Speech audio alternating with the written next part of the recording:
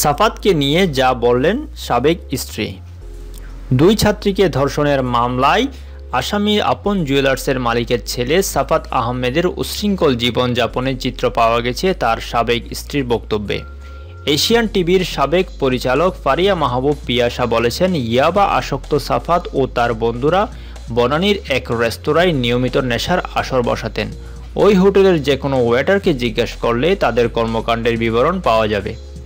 সাফাতের জন্মদিনের অনুষ্ঠানে দাওয়াত পেয়ে গুলশানের দি রেন্ট্রি হোটেলে গিয়ে ঢাকার দুই বিশ্ববিদ্যালয়ের ছাত্রী ধর্ষণের শিকার হওয়ার অভিযোগে গত 6 মে মামলা করে ঢাকার বনানী থানায়।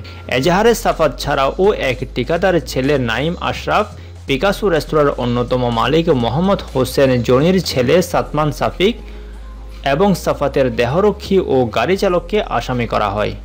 দুই ছাত্রীর অভিযোগ, ওই হোটেলে অস্ত্রের মুখে জিম্মি করে রাতভর আটকে রেখে সাফাত ও নাইম তাদের ধর্ষণ করে। অন্য 3 জন তাতে সহায়তা করে। পুলিশ বলছে, সাফাত, নাইম, সাতমান এবং ঢাকার একজন সংসদ সদস্যের ছেলে বনানীর 11 নম্বর সড়কে একটি রেস্তোরাঁ চালান। এছাড়া তাদের একাধিক সীসা বারও রয়েছে। মামলা হওয়ার পর 3 দিন পেরিয়ে গেলেও আসামিদের কাউকে গ্রেফতার করতে পারেনি আইনশৃঙ্খলা বাহিনী। ফারিয়া মাহবুব পিয়াসা জানান, বেশ কিছুদিন প্রেমের পর 2015 সালের 1 জানুয়ারি সাফাতের সঙ্গে তার বিয়ে হয়। বিয়ের পরই পরিচিত এক বড় ভাই বলেছিল সাফাত ইয়াবা খায়, ওকে বিয়ে করা ঠিক হয়নি। বিয়ে হয়ে গেছে দেখে ওই সময় আর কথা বলিনি।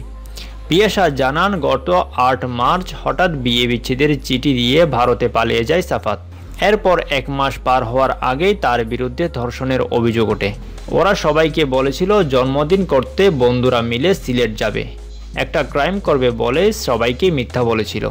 পিয়াসার তথ্য অনুযায়ী এই মামলায় আরেক আসামি Naim Ashraf event management firm ইমেকার্সে কাজ করতেন। ইয়াবা আসক্ত ছিলেন তিনিও। আর সাতবানের সাফিক বড় ভাই হিসেবে দেখত সাফাতকে, সে ইয়াবা খেত না। যে দুই তরুণী ধর্ষণের মামলা করেছে তাদের সঙ্গে পরিচয় ছিল পিয়াসার। ধর্ষণের ঘটনার পর তাদের সঙ্গে কথা হওয়ার কথাও জানান তিনি। সাফাত আমাদের ডিভোর্সের কথা কাউকে বলতো না। আমার বিরুদ্ধে অনেক মেয়েকে খারাপ কথা বলে তাদের মনোযোগ কাটতে চাইতো।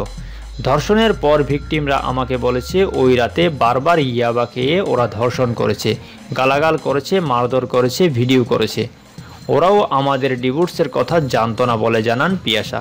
তিনি জানান, গত 7 মার্চ গুলশানের আমেরি রেস্তোরাঁয় এক অনুষ্ঠানে ওই দুই তরুণীর সঙ্গে সাফাতের পরিচয় করিয়ে দিয়েছিল সাতমান সাকিব।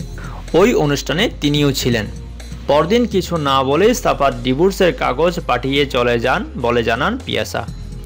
ডিভোর্সের চিঠি দিয়ে ও ভারত চলে যায়। সেখানে একজন মডেলের সঙ্গে মদ খাচ্ছে এমন ভিডিও প্রকাশ পায়। তখনই আমি সিদ্ধান্ত নিই ওর সঙ্গে থাকা যাবে না। এরপরও চেষ্টা করেছি, ওর সঙ্গে যোগাযোগ করতে পারিনি। ওর একটা গাড়ি আমাদের বসুন্ধরার বাসায় ছিল। সাফাতের বাবা পুলিশ দিয়ে ওই গাড়ি নিয়ে যায়। পিয়াসা বলেছেন, আগেও একবার বিয়ে হয়েছিল সাফাতের। আগের সেই স্ত্রী এখন যুক্তরাষ্ট্রে থাকেন। সব কিছু ভুলে তাকে বিয়ে করেছিলাম, অথচ বিয়ের পর আমাকে সব কিছু থেকে দূরে সরিয়ে দেয়। এখন পথে বসাতে চলেছে বললেন পিয়াসা। তিনি জানান, তাদের বিয়ের পর সাফাতের বাবা আপন জুয়েলার্সের মালিক দিলদার আহমেদ বিষয়টি মেনে নিতে পারেনি। বিয়ের পর আমাকে মেরে ফেলার হুমকিও দিয়েছিল ওর বাবা। তখন সাফাত ভাটারা থানায় জিডি করেন। ধর্ষণ মামলার এজাহারে পিয়াসাকে বাদের খালাতো বোন লেখা হলেও তাদের মধ্যে আত্মীয়তার সম্পর্ক নেই বলে দাবি করেন এই টেলিভিশন উপস্থাপক। তার অভিযোগ, এর পেছনে সাফাতের বাবার হাত রয়েছে। ভিকটিমরা আমার সম্পর্কের কিছুই বলেনি। এখন সাফাতের বিরুদ্ধে যখন ধর্ষণের অভিযোগ উঠেছে, বনানী থানার ওসিকে দিয়ে ওর বাবা কৌশলে আমার নামটি বসিয়ে দিয়েছে। যখন আমার পাওনা নিয়ে কথা বলার কথা, তখন আমার অন্যের অভিযোগ নিয়ে গণমাধ্যমে কথা বলতে হচ্ছে। পিয়াসা বলেন, সাফাতের বাবা মেয়েগুলোকে খারাপ বলার চেষ্টা করছে। ওরা খারাপ হলে তো টাকা নিয়ে চুপ থাকতো। ঘটনার পর ওদের 1 মাস থ্রেট করা হয়েছে যেন তারা ওদের সঙ্গে আবার হোটেলে যায়, তা না হলে ভিডিও ছেড়ে দেবে। সাফাত আমার লাইফ ধ্বংস করে দিয়েছে বিয়ে করে, আর ওদের দুজনের লাইফ ধ্বংস করে দিল বিয়ে না করে।